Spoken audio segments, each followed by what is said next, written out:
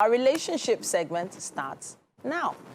And today we're having a discussion on how will I coin this? Okay, how childhood traumas and dysfunction, how it affects relationships. We have Michelle Emwagware here, the founder of Insight to Wellness, joining us for a professional contribution.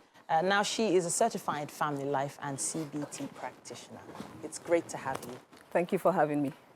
All right, so now some people don't understand what childhood trauma is and how it actually sort of equates to some form of dysfunction when it comes to relationships as adults. So can you give us a little breakdown into this angle? Okay, so I'll just talk very quickly about what childhood trauma is. Typically, when people hear trauma, they think of big, events. So maybe rape, which could also cause trauma. Maybe escaping a fire incident or something, a robbery attack and all of that. So those things could cause trauma. But the trauma I'm talking about here is what happens as a child is growing up. So some people might refer to it as developmental trauma, where the child doesn't get his or her emotional needs met. And if you think of the way we raise our children, typically in Africa, it's almost as if every single child has some sort of trauma. What does a child need growing up? We need emotional connection. A lot of us as parents, because we didn't get it, we don't give it to our children. So our children grow up just like we did, without knowing what our needs are, first of all, and then even how to ask and receive it.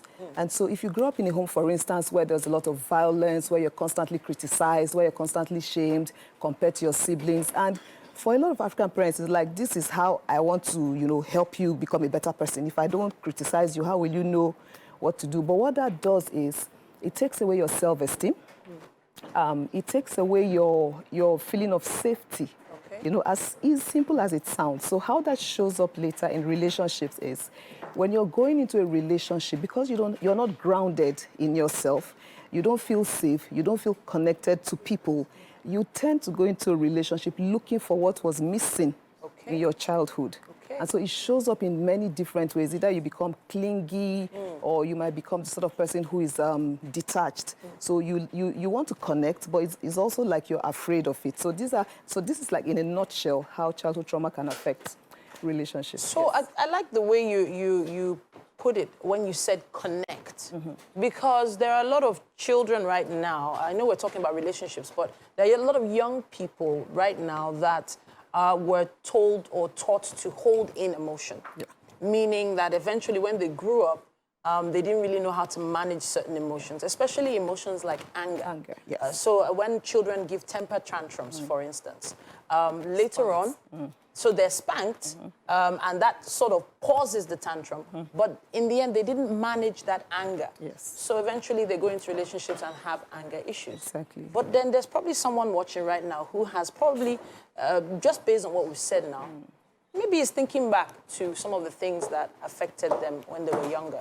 How do they manage these traumas now? Because it's caused some sort of dysfunction. They might not know what it is, but it's caused something. Okay, so you're asking how would they manage it if they find themselves in that situation?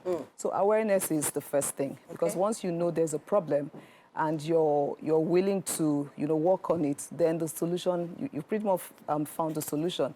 And so one thing I tell people, so I find that anger is an emotion that we typically tend to run away from because of the negative, connotations of anger. Yes, anger, if it's not well managed, can be destructive. But anger, like every other emotion, is a messenger. Your anger is trying to tell you something. So when you're angry, it's telling you that maybe you're being violated, your needs are not being met. So what I'll say to somebody like that is, when you find yourself feeling angry, what you need to do is pause. Because anger is, that violent anger, it's a learned behavior. You probably learned it at home. Or, it's erupting because you're not allowed to process it when you were younger. But anger is a learned behavior, and you can unlearn it. So what I would say to such a person is, if you're finding yourself feeling angry, pause. Because now you're an adult. Pause. And then ask yourself, what is it, that I need right now? Sometimes we're angry because somebody said something that triggered something that our mother said or our father said. So even though the person, you're angry about what the person said, so to speak, But what you're really reacting to is what happened 30 years ago. And that's why people say things like, oh, why did you overreact? What did I say just now? Do you get? So you said something, I feel triggered, and I go back 30 years because it took me back to the shaming, to the criticism, and all of that. So what I would say is pause and ask yourself, what is it that what do I need right now? Are my needs being unmet? Are my boundaries being violated? Now, as an adult, you don't need to throw a tantrum.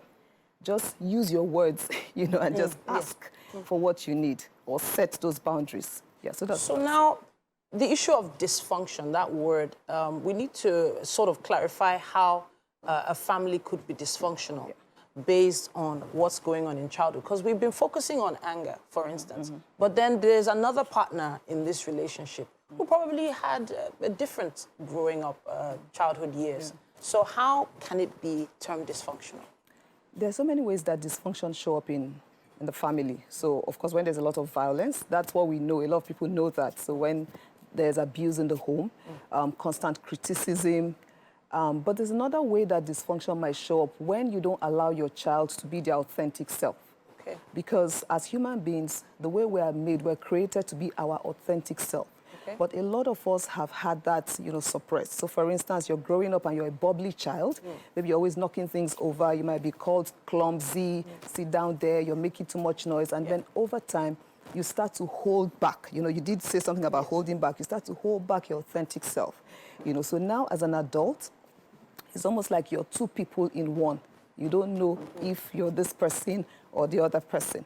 Okay. So when you're not allowed to express yourself, to be yourself, that could be a level of dysfunction. Sometimes parents want their children to look a certain way because of how it makes them look in society. So suppressing the child's authentic self could also be a form of dysfunction.